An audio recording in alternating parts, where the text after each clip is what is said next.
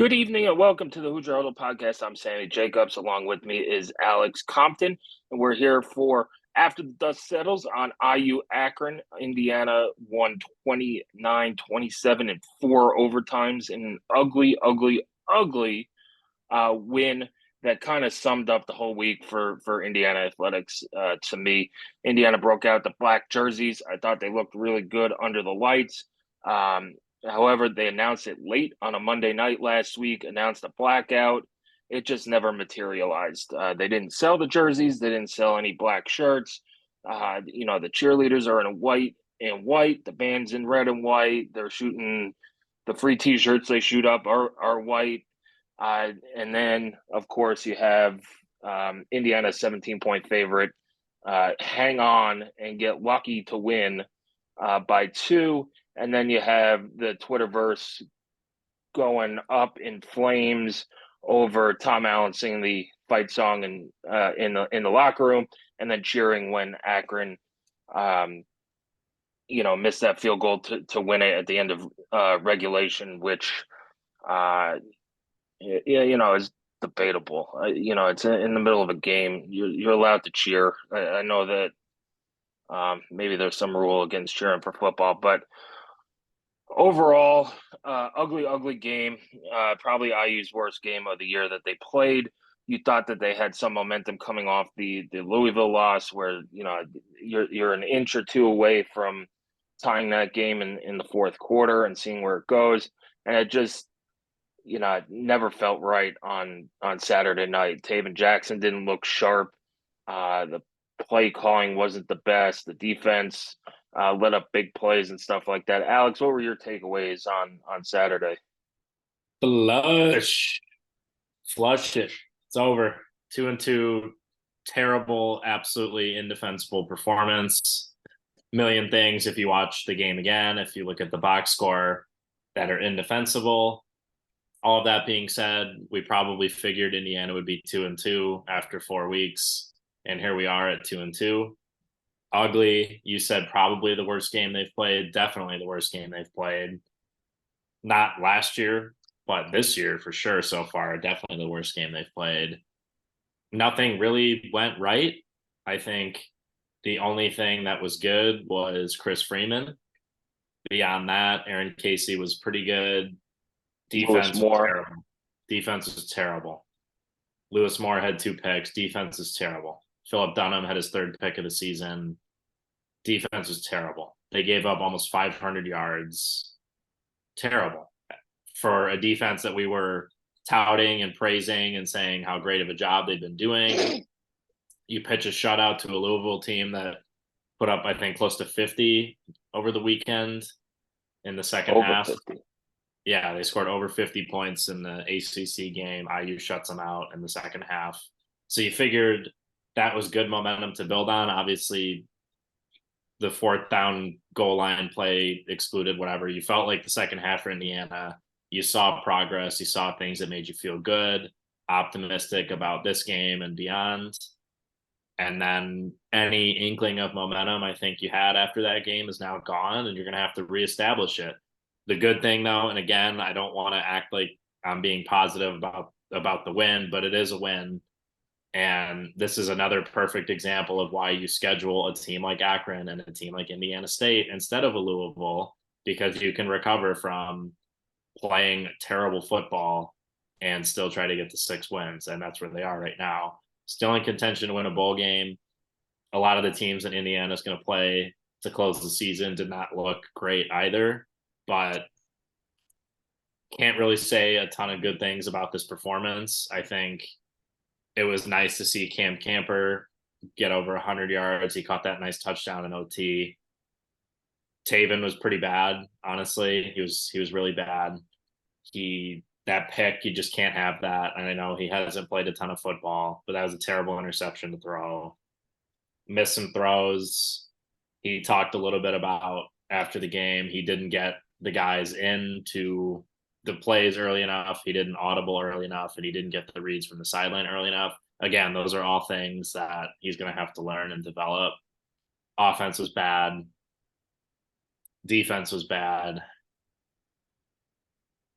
And yeah, you can't give up 500 yards to Akron. That you just can't do it. And it looked a lot to me like the first half against Indiana State. Akron is much better than Indiana State. Not that Akron is good, but it is a different type of talent. But they were not focused. They were not amped up. They were not ready to play. And you can say a lot of that's on coaching. Yeah, a lot of it is, but I don't understand how you can't get excited to play a football game and get locked in. But it looked a lot like the Indiana State first half where you could tell guys were not super into it, playing half speed, didn't want to get hurt.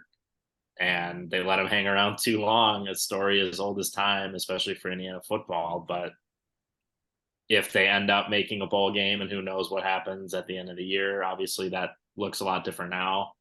Shout out to the Akron kicker if you end up with 6, because had zero business winning that game. You get outgained 474 to 282.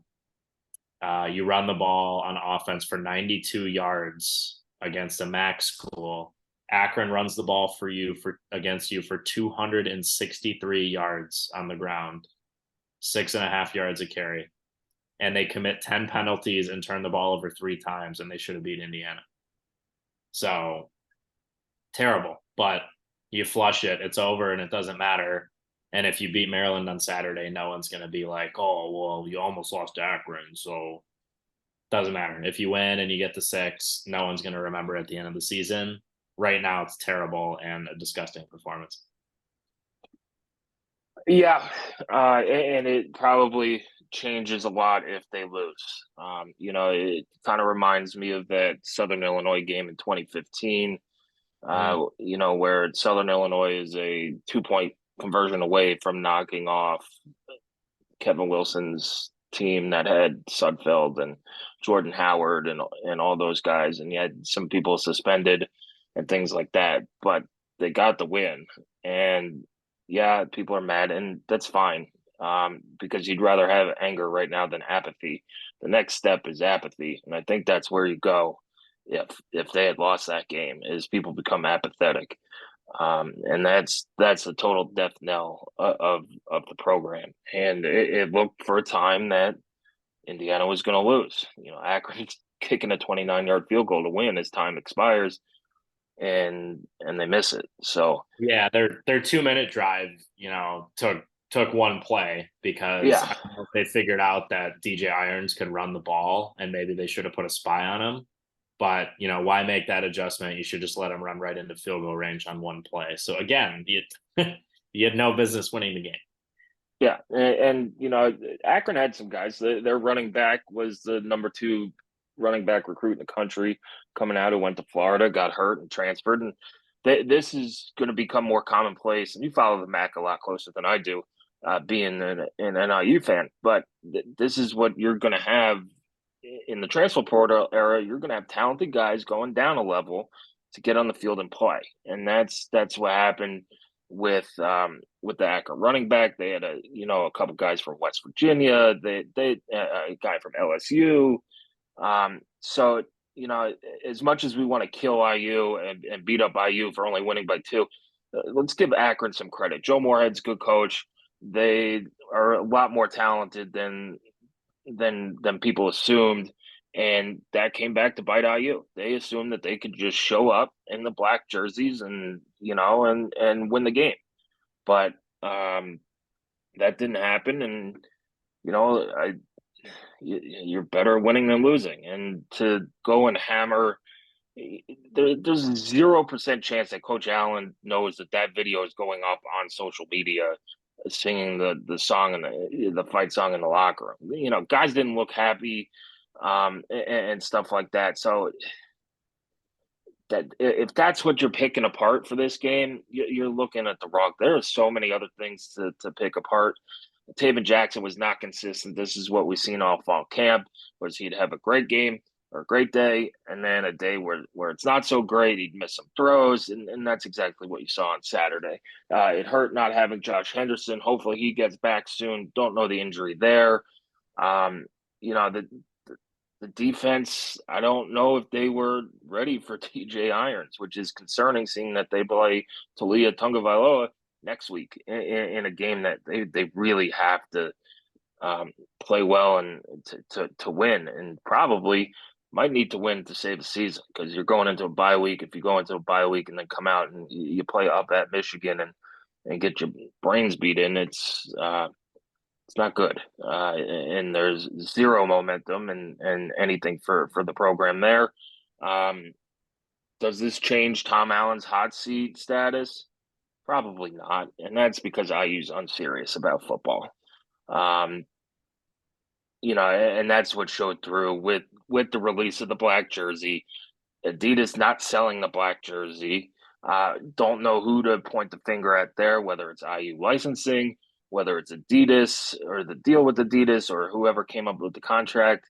It's just not a great look. And then to throw together a blackout 4 or 5 days before kickoff, when I mean, I hate to drag basketball into it, but like last year's UNC game, you knew was a whiteout from like October on, and they sold shirts for it and things like that. And people could kill it that it's Akron, whatever. You shouldn't have done a blackout then.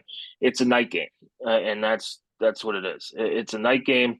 You're wearing the black jerseys. I'm sure they knew more than 5 days before. So whoever is doing marketing, it's gotta be better than that, and that just sums up the whole week, including the game. It's just gotta be better than that, and execution, play calling, whatever. Um, I didn't think all of Walt Bell's play calls are bad. There was a fourth down play that Trey Walker drops. There's a wide open touchdown in the first drive of the game that Donovan McCulley, or second drive of the game that Donovan McCulley drops. Who knows what the game looks like if McCulley's McCulley gets it. going You have who knows? you have a soft penalty on Aaron Casey for pulling a guy off the pile to celebrate an interception that knocks you back 15 yards instead of starting from the 32. You're starting, inside the 20. Bad execution on the punt to have it roll into the end zone. There's a lot to kill Walt Bell about, but especially inside IU's red zone. But guys got to make plays. You got to make catches, and the coach's job is to put you in position to do so. Rewatching it, there's plays that IU just didn't hit on that guys dropped, or there was a penalty. It just Carter dropped one. I think Cooper dropped one. Yeah, and then there were throws that Taven had that were off the money. Yeah. The throw to Trey Walker. Yeah, Trey Walker's got to sit in the zone there a little bit more, but that throw's behind him. And, it's a little concerning that Trey Walker's your next option after James Palmer goes out. But you got to play what you got. And he put them in position to succeed, and the players didn't succeed. And Tom Allen called out that he did not like the way IU practiced this week. And it's concerning. It's the most honest Tom Allen is post-game Tom Allen. And he came out and said, I didn't like the way we practiced. We didn't take this game seriously. And practice wasn't good. So do you go into Maryland saying, hey, now that's a wake-up call, you'd rather learn that lesson and win than learn that lesson and lose and be 1-3 going into that? And your season's probably done, and your coach is being talked about being replaced and stuff like that. But, yeah, they're lucky to get a win. Now you move to Maryland. You're 16 or 14.5-point underdogs, depending where you look. And you gotta hope you get to steal basketball, get the good Taven. It's you got to hope he puts together a good week of practice of the whole team and get ready, because you're, like they said after the game, not beating a Big Ten team like that. No. You barely beat a MAC team. So wins are rare. They've been rare since 2020. So you want to exhale and say, okay, they won. But you also got to look at it realistically and say that there are a lot of issues, and Indiana can't take anybody lightly like they did at Akron. And hopefully that is a lesson that has been learned. Yeah, I think you'll see a motivated team. I think kind of how we said you would see that coming to Louisville. I think it was surprising how long it took them to get going in that game. Kind of similarly to Saturday night and even the Indiana State game. But yeah, I think have to be ready to play. I think they will be. I think the first road game brings a little bit more juice and excitement. I think you'll see the guys be fired up. I think the talent's there and we've seen it. I think if you play the second half like you played against Louisville, I think you win on Saturday. I think that's there. We saw it. I just some of the recurring things at this point to me are the inability to convert short yardage situations, and they've been pretty good on third down all season. They were not good against Akron. I think they were like 2 of 10, 3 of 14. So they had 14 first downs. Akron had 24. So again, IU should not have won this game, but the inability to convert short yardage situations, Donovan McCulley twice up the middle stuffed. That's a problem. I think you spread them out and you ram it up the middle. I think that's a better probably recipe for success at this point than what we've seen. But to Walt Bell's credit, he then used the same look with McCulley at quarterback later in that fourth overtime to win the game with the Philly special or the Hoosier special or whatever you want to call it. So that was nice. The 2-point conversion plays were nice. So Just can't have it. IU has to score. IU, if you're yeah, if that far in the red zone, you have to score. This team's not good enough to not score. You have to score touchdowns. yeah. I mean, heck, you would have taken three and early to go up 2 scores, and And they you know, did. They had to kick a field goal. They had to settle for 3. no, there was another one, fourth down at the goal line. They got stuffed and didn't get Yeah, any points out of yeah. it No, early in but the game. later in the Yeah, game, and then the next drive they scored a touchdown. yeah. Accurate. It's frustrating because the play designs are there. You saw it in the 2-point conversions, and if that's what you have to break out to get a touchdown in the red zone, break it out. What are you saving it for? Yeah, You got to win games, and they got super lucky on the Cam Camper touchdown. He made a heck of a play to save an interception or at least an incomplete pass. Um, it was a game that IU probably played their F game and won, which is super rare. That does not happen. So take solace in that, I guess, and then move on to Maryland. They're red hot, 4-0. Some people had them in their top 25. They really haven't played any of the big boys yet, but we'll see. They're an older veteran team. They're not running the ball like they were last year, but they're throwing it. Talia's slinging it around the yard a lot. So it's going to be interesting. The season might hang on Saturday afternoon's performance. yeah. It's a fascinating matchup, and we'll have a ton more. IU and Maryland have played close games the last probably 5 seasons, but I think it's actually a pretty decent matchup for Indiana when you look at trends and how the season's gone. Maryland didn't look overwhelming against a terrible Michigan State team. I mean, they are atrocious, a total dumpster fire in East Lansing right now. Didn't look great, but I think actually a decent matchup for us in the secondary. You got to get more pressure. I think Tagovailoa is not as good of a runner as Irons.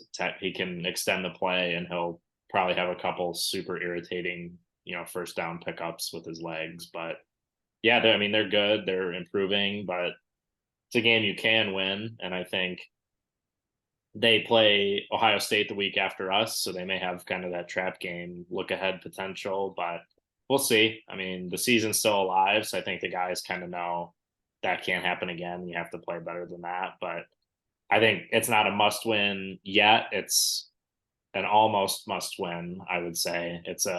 You really, really, really gotta have it. But it's tough.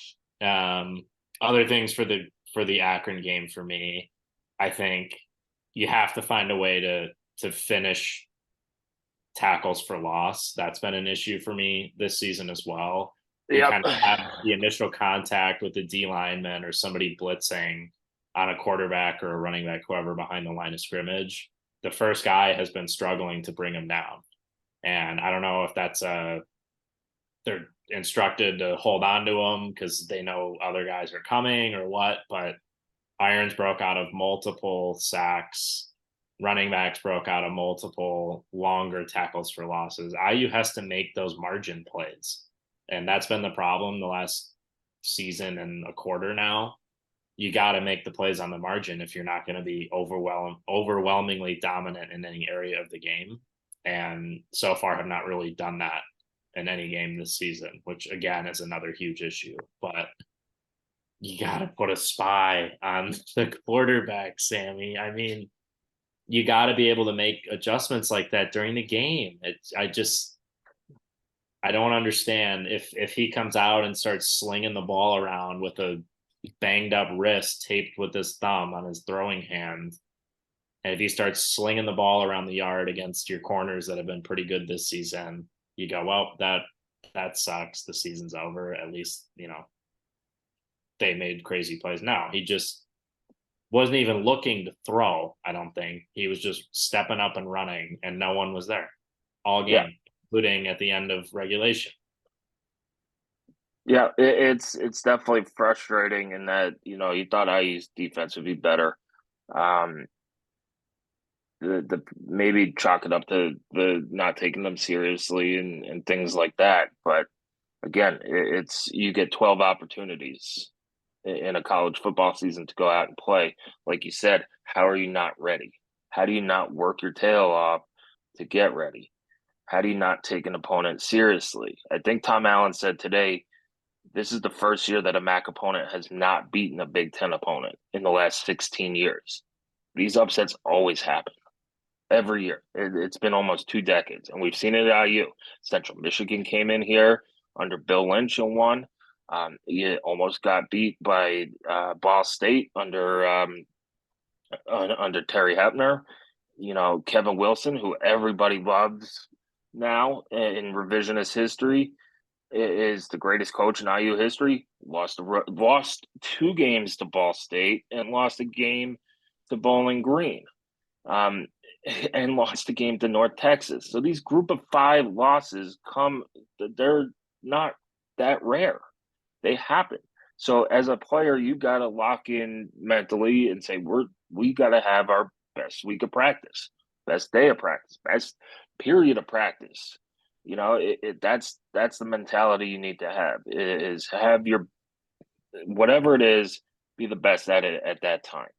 And maybe the message got through, and it's a lot easier to teach that lesson with a win than it is with a loss, where you're now thinking, oh God, is this team bought in for the rest of the season? You lose to Akron, it might be over. It's over. So we'll see. We'll see what happens at Maryland. It's going to be a tough game. 3:30 kick over at SECU Stadium. Nicknamed the Shell by Mike Loxley. Explosive team, but this series has been weird. I think since 2015, every one of these games have been a one-score game, and weird things happen in the Maryland series. So anything could happen. We saw in 2019, IU went in there and turned their season around, changed the script a little bit, went on a nice run, got bowl eligible, won 3 games in a row. Can they do that this time? Can they go in there? We'll see what the Maryland crowd is like. It'll probably be pretty fired up. But it's not the biggest place to play, and it's a matchup opponent. So settle into the game, make your plays. I have one thing about the game, Sammy. Do you think, true or false, real quick, it would be good to run Jalen Lucas up the middle a bunch and not put him on the edge or throw him the ball? Is Josh Henderson healthy? I don't think it should matter. No, I agree with that. You got to give Lucas the ball in space, and you got to throw him the ball. We saw it work. You saw it work against Louisville. I think they need to trust Christian Turner a little bit more. in Josh Henderson's role, and maybe put Trent Holland back there as well. They've been talking him up. Like, If he's not going to get one of these looks on the half-yard line, why is he on the team? Yep. But it's a game where got to get Jalen Lucas in space, and I get running him up the middle once or twice just to keep defenses honest and things like that. And um, you know, there were a few triple option that plays that work too, but I'm sick of the short side option. Yeah. And everybody has been, I should run the triple option. Well, they're running the triple option. Nobody's happy. This is why they don't run the triple option. But that's it. You got to put your best players in the best place to succeed, and that's Jalen Lucas in space. And that's the option. You saw him get a couple good runs, but yeah, he's most effective in the passing game. Get him up against a linebacker or a safety, and he's probably going to win that battle 99 times out of 100. Yep. But we'll All see. right. Yeah. That does it for tonight's After the Dust Settles. We'll be back next week to talk about IU Maryland. Indiana Maryland kicks off at 3:30 on BTN. It's in College Park, Maryland. We'll have all the coverage leading up to the game. Alex, thank you for joining us, and have a great night. You too. Thanks.